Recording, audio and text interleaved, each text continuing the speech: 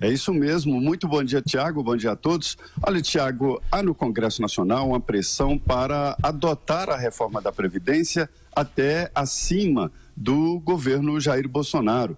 O presidente da Câmara, deputado Rodrigo Maia, faz essa articulação e lida até com a possibilidade de futuras crises, como esta que está em andamento hoje, sobre demissão ou não do ministro-chefe da Secretaria-Geral da Presidência, Gustavo Bebiano. A situação é a seguinte: o presidente da Câmara entende que, se houver crises indicando que o governo Jair Bolsonaro não trata bem os seus aliados, aí fica em dificuldade a articulação governista. É aí que entraria esta articulação do próprio Congresso Nacional e levaria em consideração deputados e senadores que defendem a livre iniciativa e também um Estado enxuto e com as contas em dia. Esta é a dúvida. Agora, outro ponto muito importante defendido pelo presidente da Câmara dos Deputados é uma ação de comunicação muito firme do Congresso e do governo, ele disse que não é só do governo, para desmentir os boatos e imediatamente apresentar uma versão verdadeira. José, deixa eu só te interromper um pouco. Só queria fazer um registro, nesse momento, uma sessão no Senado. Senador Jorge Cajuru falando, aliás, é uma sessão que normalmente é muito esvaziada. Poucos senadores participam dessa sessão e eu sei que exatamente na sexta-feira passada eu acompanhei essa sessão. O senador Jorge Cajuru também estava na tribuna falando. Vamos acompanhar um trechinho ao vivo, som e imagem aqui no Jornal da Manhã. Fineza, puxa a capivara do prefeito, da ONG que eu vou atender, que eu vou fazer doação de 50% do meu salário, eu vou pedir a ele, porque tem muita ONG picareta, vamos usar o termo mais grosso, ou corrupta, como tem muito prefeito corrupto, picareta. Então eu vou puxar a capivara e vou vigiar, fiscalizar se o recurso que eu conquistar aqui vai realmente na sua totalidade chegar na cidade, ou alguém vai pegar uma beiradinha, ou alguém vai pegar uma propinazinha. Então o que eu quero do ministro Sérgio Moro, que é meu ídolo, é só isso. Eu primeiro apresento a ele para quem eu mando o recurso e ele, por fineza, me diga qual é a capivara dessa ONG, dessa instituição, dessa cidade, através do seu prefeito. Aí o senador Jorge Cajuru, que vem ocupando muito esse espaço na tribuna do Senado, hoje uma sessão totalmente esvaziada, e ontem ele subiu à tribuna. Ontem nós inclusive entrevistamos o senador aqui no Jornal da Manhã. Ontem ele foi à tribuna e fez inclusive uma menção à entrevista aqui à Jovem Pan. É muito bom, é muito prazeroso ver novos senadores tão preparados, tão qualificados, tão éticos, tão respeitosos. Então isso nos enriquece essa casa. E eu falei isso hoje na Rádio Jovem Pan, em rede nacional, para o jornalista Marco Antônio Villa, que é um historiador. Então, Nelson Utrade, o Mato Grosso do Sul só pode ter orgulho de Vossa Excelência.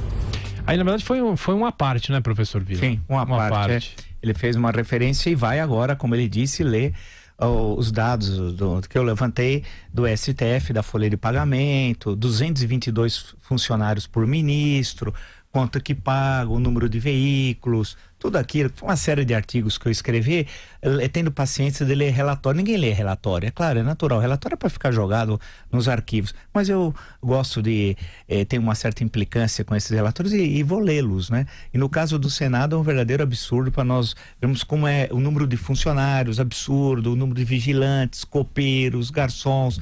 É só vocês digitarem lá os privilégios do STF, Marco Antônio Villa, no Google, vocês encontram todos esses dados. Ô Zé Maria, depois desse intervalo, agora sim, voltamos a falar sobre a Previdência, hein, Zé Maria?